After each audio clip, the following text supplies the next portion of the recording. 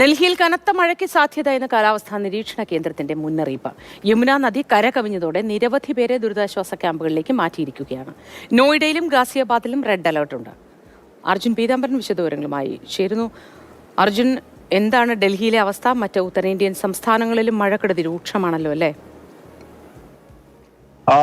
Moti, good morning. കഴിഞ്ഞ ദിവസത്തെ അത്ര പ്രശ്നം എന്തായാലും ഇന്ന് രാവിലെ അനുഭവപ്പെടുന്നില്ല. കാരണം തെളിഞ്ഞ ആകാശമാണ്, മഴക്കാറില്ല. അതുകൊണ്ട് തന്നെ ഒരുപക്ഷെ വലിയ പ്രശ്നമില്ലാതെ ഇന്നത്തെ ദിവസം കടന്നു പോകുമെന്നാണ് പ്രതീക്ഷിക്കുന്നത്. പക്ഷേ ഈ അണക്കെട്ടിൽ നിന്ന്, അതായത് ഹത്നികുണ്ട് അണക്കെട്ടിൽ നിന്നും തുറന്നു വിടുന്ന ഡൽഹിയിലേക്ക് എത്തുന്ന വെള്ളത്തിന്റെ തോതിൽ കുറവൊന്നും ഉണ്ടായിട്ടില്ല. അതുകൊണ്ടാണ് യമുന നദി ഒഴുകുന്ന താഴ്ന്ന പ്രദേശങ്ങൾ, മജ്നു കാ ടിലയുണ്ട്, യമുന ഘാട്ട് ഉണ്ട്, ഈ പ്രദേശങ്ങളിലൊക്കെ സമീപത്തായുള്ള ചെറിയ കുടിലുകളിലേക്ക് വെള്ളം കയറിയതും അവിടെ ഉണ്ടായിരുന്ന ആളുകളെ എല്ലാം ദുരിതാശ്വാസ ടെന്റുകളിലേക്ക് ചെറിയ ചെറിയ താൽക്കാലികമായി പൊളിച്ചു മാറ്റാനും നിർമ്മിക്കാനും സാധിക്കുന്ന ടെന്റുകളാണ്.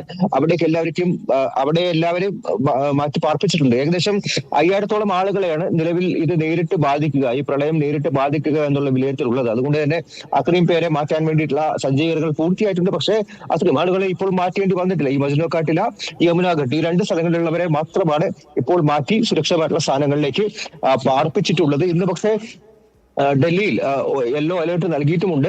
നോയിഡ, ഗാസിയാബാദ് പോലുള്ള സ്ഥലങ്ങളിൽ റെഡ് അലേർട്ടും നൽകിയിട്ടുണ്ട്.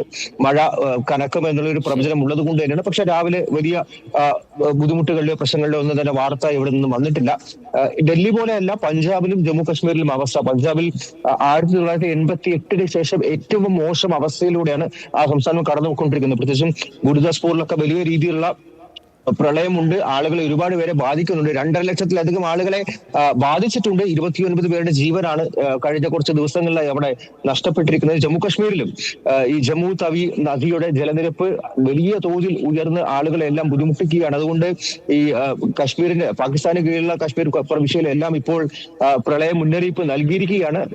പഞ്ചാബിലും 2-ലധികം നദികൾ കരകവിഞ്ഞൊഴുകുന്നുണ്ട്. അതുകൊണ്ട് ഉത്തരേന്ത്യയിൽ ആളുകൾ ബുദ്ധിമുട്ടിൽ തന്നെയാണ്, പ്രതിസന്ധി നേരിടുന്നുണ്ട്. പക്ഷേ ആളുകളെ സുരക്ഷിത സ്ഥാനങ്ങളിലേക്ക് മാറ്റി പാർപ്പിക്കാൻ വേണ്ടിയിട്ടുള്ള എല്ലാ നടപടികളും സർക്കാരിന്റെ ഭാഗത്ത് നിന്നും ഇപ്പോൾ പുരോഗമിച്ചുകൊണ്ടിരിക്കുകയാണ്. ഡൽഹി നഗരത്തിൽ എന്തായാലും ഇപ്പോൾ മഴ മാറി നിൽക്കുന്നതുകൊണ്ട് വലിയ ബുദ്ധിമുട്ടില്ല എന്ന് പറയാൻ സാധിക്കും. ശരി അർജുൻ, സുരക്ഷിതനായിരിക്കും. ഒപ്പം എല്ലാവരും സുരക്ഷിതരായിരിക്കട്ടെ. ഡൽഹിയിൽ നിലവിൽ മഴ മാറി നിൽക്കുന്നത് ഒരു ചെറിയ ആശ്വാസമാണ്. ദൃശ്യങ്ങളിൽ കാണുമ്പോൾ നമുക്കറിയാം പ്രകൃതിയെ മനുഷ്യൻ എത്രത്തോളം ഭാരം നൽകി ബുദ്ധിമുട്ടിച്ചിട്ടുണ്ട് എന്നത്. അങ്ങനെ പ്രകൃതി കലി പൂണ്ട് തുടങ്ങിയാൽ നമ്മുടെ ഒന്നും കയ്യിൽ നിൽക്കുന്നതല്ല ആ ദുരിതങ്ങളും ദുരന്തങ്ങളും എന്നതുകൂടി നമ്മൾ സാക്ഷ്യം വഹിക്കുന്ന സന്ദർഭങ്ങളാണ് ഇതൊക്കെ.